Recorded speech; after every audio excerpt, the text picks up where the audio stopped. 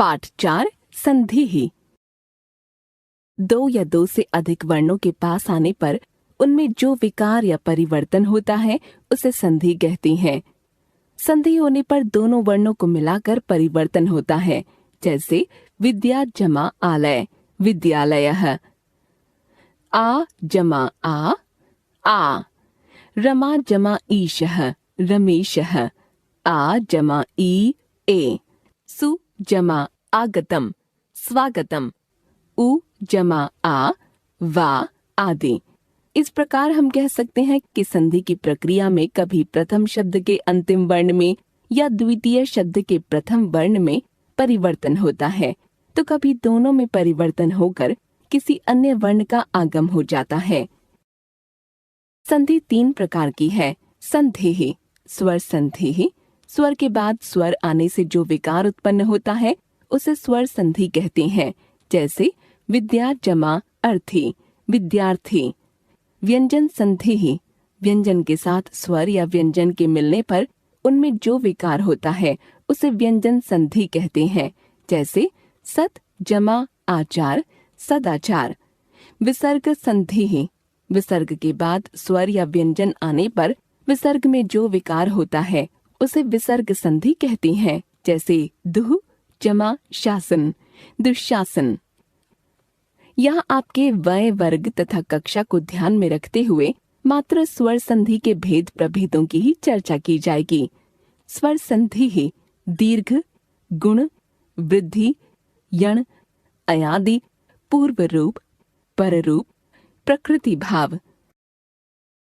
दीर्घ संधि ही पहले शब्द का अंतिम स्वर अ, आ, ई, उ, री, रि के बाद समान स्वर वर्ण दीर्घ या लघु आए तो दोनों वर्णों के स्थान पर दीर्घ स्वर हो जाता है। उदाहरणम अ जमा आ। हिम जमा अंशः, हिमांशः। आ जमा आ। सुधा जमा आकरः, सुधाकरः। अ जमा आ। पुस्तक जमा आलयः, पुस्तकालयः। आ जमा आ। सभा जमा अध्यक्षः, सभाध्यक्षः। इ जमा ई। रवि जमा इंद्रः, रवीन्द्रः। इ जमा ई। रजनी जमा ईशः, रजनीशः। इ जमा ई। कपि जमा ईशः, कपीशः। ई जमा ई। देवी जमा इच्छा, देवीच्छा। उ जमा ऊ। सु जमा उक्तिः, सूक्तिः। उ जमा ऊ। भू जमा ऊर्ध्वम, भूर्ध्वम। उ जमा ऊ। सिंधु जमा ऊर्मिः, सिंधूर्मिः। ऊ जमा ऊ। वधू जमा उक्तिः, वधूक्तिः। रि जमा रि, रिरि। पितृ जमा ऋणम, पितृऋणम। रि जमा लृ, ऋरि। होत्री जमा ऋकारः, होत्रिकारः।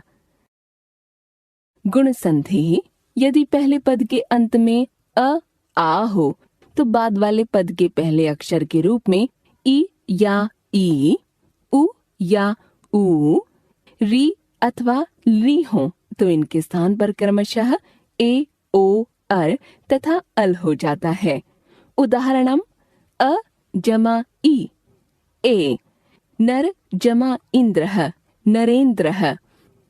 आ जमा ई, ए। राजा जमा इंद्रः, राजेंद्रः। अ जमा ई, ए।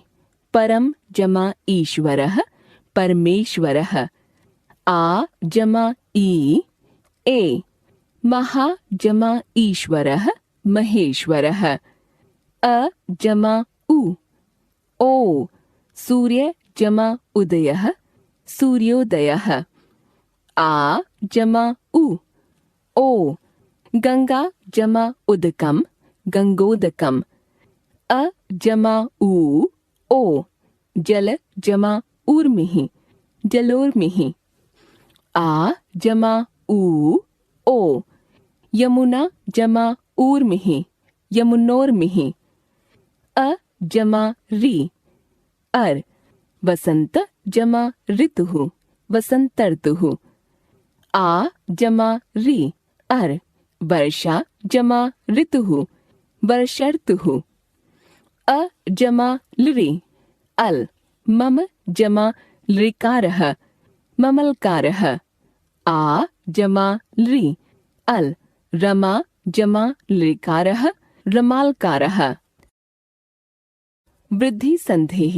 यदि पूर्व पद का अंतिम वर्ण अ आ है तथा दूसरे पद का प्रथम वर्ण ए या ऐ है तो दोनों के स्थान पर ऐ हो जाता है। और यदि पूर्व पद का अंतिम वर्ण अ आ है तथा दूसरे पद का प्रथम वर्ण ओ या औ है तो दोनों के स्थान पर औ हो जाता है। उदाहरणम अ जमा ए ऐ, अद्य जमा एव, अद्यैव। आ जमा ए ऐ, तथा जमा एव, तथैव। अ जमा ऐ ऐ, कृष्ण जमा एकत्वम, कृष्णैकत्वम। आ जमा ऐ ऐ, जनता जमा ऐक्यम, जनतैक्यम। अ जमा ओ औ, जल जमा ओघः, जलौघः। आ जमा ओ औ, महा जमा औषधम, महौषधम। अ जमा औ औ, तव जमा औदार्यम, तवौदार्यम। आ जमा औ औ, महा जमा औदार्यम, महौदार्यम। यण संधिः। यदि पूर्व पद का अंतिम वर्ण ई उ री री अथवा री हो तो उत्तर पद का पहला वर्ण अ आ या कोई भी भिन्न स्वर हो तो ई का य हो जाता है और बाद वाले पद की मात्रा उसमें लग जाती है। ऊ का व हो जाता है और बाद वाले पद का पहला स्वर वर्ण मात्रा के रूप में लग जाता है। री का र हो जाता है और बाद वाले पद का पहला स्वर वर्ण मात्रा के रूप में लग जाता है। री का ल हो जाता है तथा बाद वाले पद का पहला स्वर मात्रा के रूप में लग जाता है। उदाहरणम ई जमा असमान स्वरः य, ई जमा अ य, यदि जमा अपि, यद्यपि। ई जमा असमान स्वरः य, ई जमा आ य, नदी जमा आकृति, नद्याकृति। ई जमा असमान स्वरः य, ई जमा उ य, प्रति जमा उपकारः, प्रत्युपकारः। ई जमा असमान स्वरः य, ई जमा उ य, देवी जमा उवाच, देव्युवाच। उ जमा असमान स्वरः व, उ जमा ई व, रिपु जमा इच्छा, रिप्विच्छा। उ जमा असमान स्वरः व, उ जमा आ व, वधू जमा आदेशः, वध्वादेशः। उ जमा असमान स्वरः व, उ जमा ए व, गुरु जमा एकत्वम, गुर्वेकत्वम। उ जमा असमान स्वरः व, उ जमा ओ व, सिंधु जमा ओघः, सिंधवोघः। री जमा असमान स्वरः र, री जमा अ, मात्री जमा अधिकारः, मात्राधिकारः। री जमा असमान स्वरः र, री जमा आ, भ्रातृ जमा आदेशः, भ्रात्रादेशः। री जमा असमान स्वरः र, री जमा ई, पितृ जमा इच्छा, पितृच्छा। री जमा असमान स्वरः र, री जमा ई, दात्री जमा ईशः, दात्रीशः। री जमा असमान स्वरः र, री जमा उ, पितृ जमा उपदेशः, पितृपदेशः। ली जमा असमान स्वरः ल, ल जमा आ, ली जमा आकृतिः लाकृतिः।